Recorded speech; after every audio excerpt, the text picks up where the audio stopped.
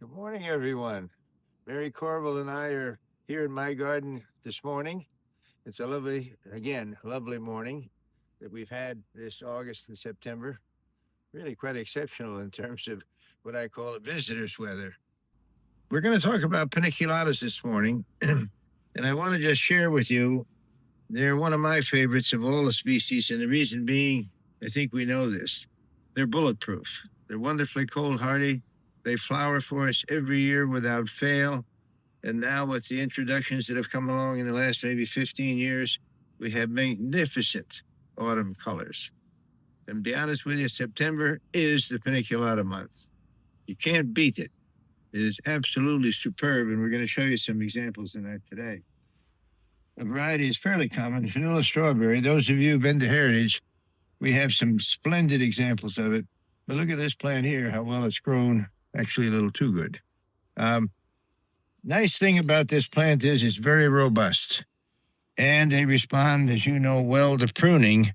And we're going to talk specifically about pruning paniculatas, but we're going to wait till probably around Thanksgiving to share that with you because it's a great opportunity to do them before winter sets in.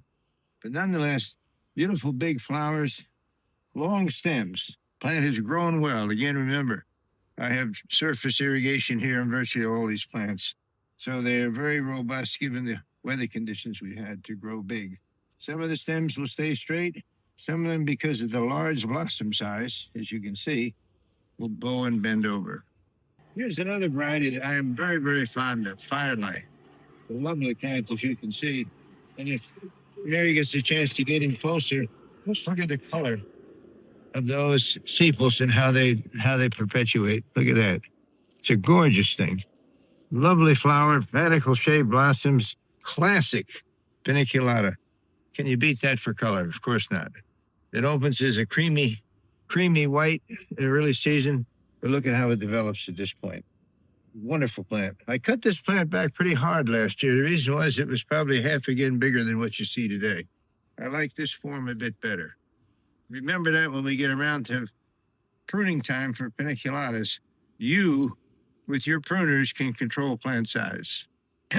I always love the standard or tree forms. You can see this one. It's an old limelight, been around here for a while. This is not the sunniest end of this garden, so it grows quite well, and the flowers in a decent manner, but not as well as it would in full sun. Remember that about the paniculatas. They're bulletproof. You can put them in all the difficult locations. Plenty of sun, openness, handle wind fairly well. Great plant. I like limelight, but as you can see, it doesn't have the brilliance of autumn color that we see in some of the others, particularly Firelight we talked about a little bit before. But nonetheless, a great plant. I think the size of this one, given where my location is good. So I keep it this size rather than letting it get too big. It's in front of Quickfire Fab. And, you know, this is one of the newer introductions. Quickfire came about a number of years ago, and it's a more open flower. This is the more globose type that you can see that we like because of the fill of the blossom is so intense. If you look at some of these, pretty great. Here's a beauty back here. Look at these flowers. Lovely things, great color. And this is Quickfire Fab, and it's a bit smaller than Quickfire. Quickfire gets to be a big plant. Got its name because it's the first paniculata to flower in the summer. But as you can see, and this tends to have that same feature set. These are relatively new. I've only had them in the ground 2 years. And so you can see where they're at. And also, I see that the deer have visited me here just a little bit. You can see what's happened here. They've nibbled off the blossoms on the end. Here on the corner of my garden shed, there's 5 plants in this network. As you can see, they're approaching 6 feet in height. Remember, this was a plant, little lime. You have to always remember what little means in paniculatas. This is supposed to be something of 3 to 4 feet. Not easily achieved with good growing conditions. Plants will get bigger. But you can see how they are, subtle in color. They're very much like their big brother, Limelight. But I think the pinking that comes to them, and with this very nice dense head, is a lovely thing in the autumn. You have to get up close to appreciate it, but it's a beautiful flower. Really is. And as you can see, very floriferous, a lot of flowering. As you can see, some of the stems have stayed pretty good.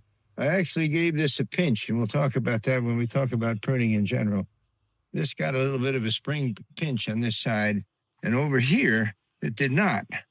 And so you can see how the longer stems and their floppiness, you see what happens to the plant's form. So we're going to talk more about that as we go along, and next spring we'll show you what we do exactly to not have this.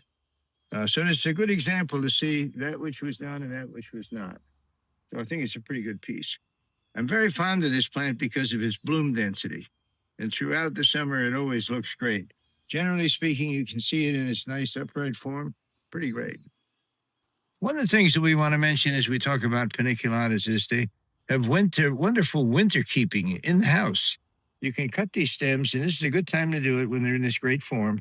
And you're going to cut them down to a point where you have a decent stem. So I'm going to cut down here, say, obviously above a node, as you would see. And then, so this is what I have for my flower that I'm going to bring in. And then the key things that you're going to do, I think most of you know this, but just for repetition, I'm going to strip the leaves off of it because that's the moisture loss, transpiration. And so that's what I have. And that's probably a pretty good length. You can get yourself a nice bundle of these, 3, 4, even go to a dozen in a big vase. And what we do with them is something simple. We put enough water in the vase so the bottom, say a couple inches, where my finger is about the height of the water. The water's gone, you're done.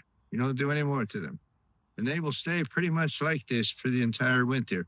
The colors do pale slightly, but I tell you, you really can enjoy them the entire time. So paniculatas are wonderful as late season antique cuts. We are in front of Phantom. And Phantom was in the same year class that Limelight was developed. The only thing about this plant is it's even bigger. As you can see, here I am. I'm only 5'7" these days, but these plants get to be immense. But they're wonderful when viewed from a distance. And our house is way up on the hill, but looking down here, you see this spectacular array of this longo. Do we cut them back hard? Very. You wouldn't recognize the plants after we're done with it. In fact, when we do our paniculata pruning videos a little later in the season, probably into closer to Thanksgiving, you'll see some of this and what happens to them. So it's pretty dramatic. Remember, with paniculatas, they thrive well with heavy-duty pruning. And you end up with this great-looking stuff. This is a lovely flower. I think it's a bit more attractive, actually, in the antique season than Limelight is because the colorations are a bit better. Notice here on this side that did not receive the sun. Here's the side that received the sun. But this is a massive brood of a plant, as you can see. If you have the right situation for it, it is spectacular. Viewed from a distance, you say, wow. And isn't that what we want with our plantings?